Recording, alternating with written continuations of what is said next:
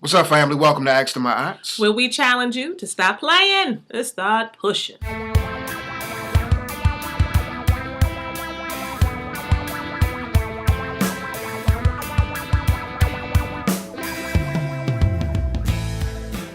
This right here is my impeccable wife, Fiona. And this right here is my debonair husband, Aize. All right, y'all. We're going to get it. I finished working out, so I'm kind of sweaty. I'm still debonair. Oh, you're always debonair in my book, sweetheart. Okay. Always. All right. We're going to get right to it. We had a question to come in from a young lady here. And so I'm going to read it, and then we're going to answer it. Like the hit, here it goes. Hello, I know that you receive 1 million emails, but I'm in a really bad situation, or should I say position.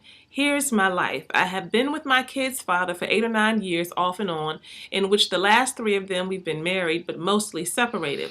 In 2010, we got married in February. In May, I almost committed suicide because he became unhappy with me, our family, and nothing I did seemed right. So to avoid destruction, I left in June on June 15th. Around August or September, we decided to work things out in a new city away from family. We separated again before Thanksgiving and got back together for Christmas, but broke up a little after New Year's. We got back together on our first anniversary. We broke up again around May. You think this is a pattern? It sounds like it. This is how our marriage went for the first 2 years. Towards the end of our second year, I couldn't take it anymore. During these breakups or separations, he would go be with other women, and eventually I found someone else. But whenever my husband and I were together, I was completely faithful, and I know that he was texting women from some social media platform, but I don't know if he was unfaithful or not. I finally realized that my husband and I had issues. She finally realized that after all that. There was an incident where I gave him the light bill money, and he disappeared for the weekend. The next week or two, we, my kids included, had to sit in the dark. That's all she wrote. I can give you the answer right now. I love my husband, and I'm in love with him. But one day, he looked at me and said, "Why should he have to settle for someone like me?" And he came and got his things and left. He didn't help us pack, nor did he help. Oh, I'm sorry. So he came and got his things and left. At the time, we were getting evicted, and I had found a cheaper place. Okay, I'm sorry, y'all. You're going to have to edit this. I'm not editing nothing. Please, because, okay. So one day he looked at me and said, "Why should he have to settle for someone like me when he could have the girl he left me for?" That's what it was. I was hurt. At that time, we were getting evicted, and I had found a cheaper place, and he came and got his things and left. He didn't help us pack, nor did he help me move anything. The friend that I would seek out when my husband wasn't around helped me move and made sure that the girls and I were settled. Eventually, I filed for a divorce, but I was so hurt and depressed. I was good to my husband. And in spite of it all, I still loved him and wanted to be with him. So here's my dilemma. The friend and I decided to date after I filed for a divorce. That's a no-no. The friend is a great God-fearing man, and he's a great provider. But I've noticed that he's controlling. I've also noticed that he's demanding, and he doesn't want my kids to be a part of, my kid's dad to be a part of their lives. But I don't think I should keep my kids away from their dad. Plus, you always have to do things on his terms and on his time. You're struggling, bro? Do I need to read this letter? No. Recently, my ex has wanted to talk and work things out, and surprisingly, I'm okay with it. I'm not surprised. To an extent. I want us to date again, but he refuses, but I feel like we should get to know one another again. So this man is refusing to date again. He just wants to be with her, I guess. But my husband likes to drink and party, and I gave that life up when I almost died in a car accident where I was extremely intoxicated. But I'm confused because another part of me wants to be with my friend, the controlling one. But the bigger part of me feels like I need to take time and get to know me again. The bigger part of her.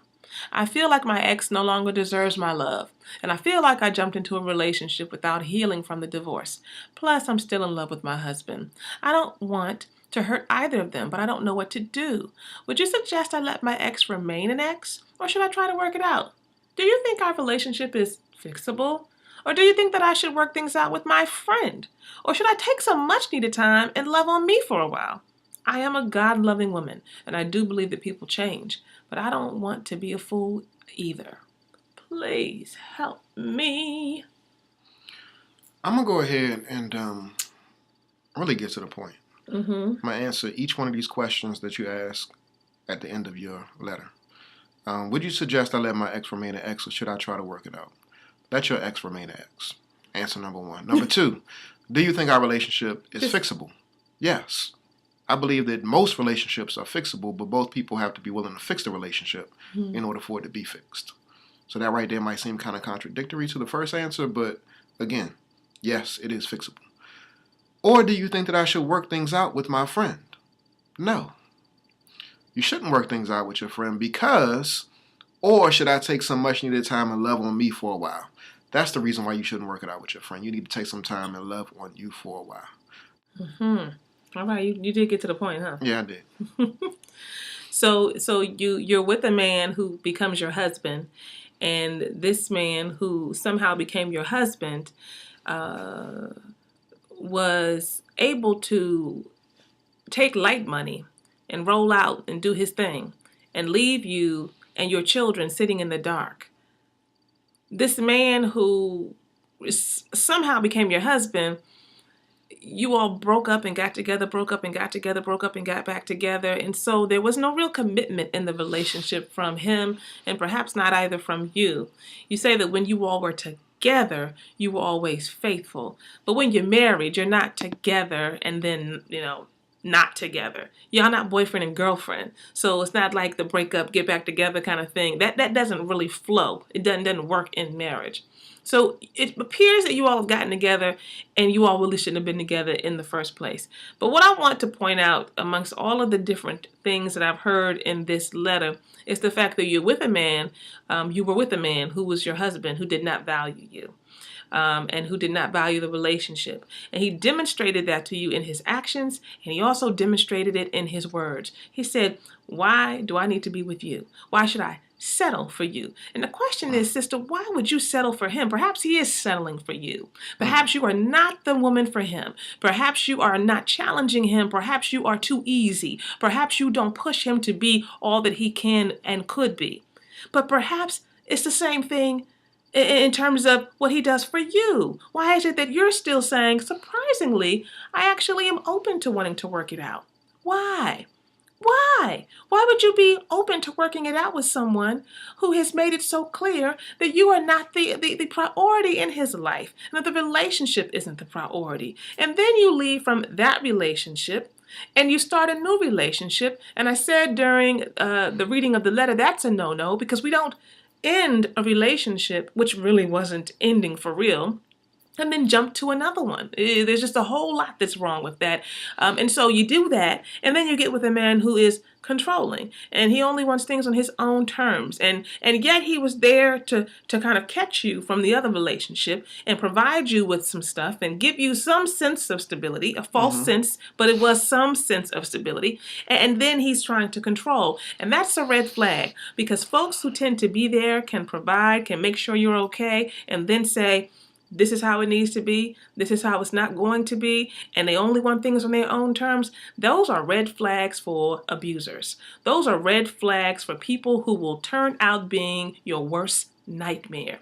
What I want you to know is that you need to let go fully of the man who you thought was your husband, that you were playing house with, and y'all picked up a title and got together, but y'all really wasn't married anyway. Let that one go. You need to drop the one that you're with now, who seems to want to control you, and you seem to not be able to see that. You need to get with yourself. You need to be by yourself, and you need to take care of yourself. When you're in it, you can't see it, but you really do know it, because at the end of the letter you say, the bigger part of me knows that I really need to be with myself and love on me for a minute.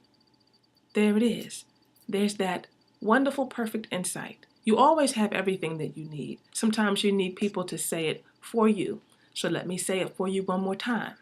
You need to be by yourself. You need to let go of these men who represent imbalance, dis-ease, and destruction in your life. Focus on yourself. Love on yourself. But in order to do this, you have to. It ain't going to be easy, but you got to stop playing and start pushing.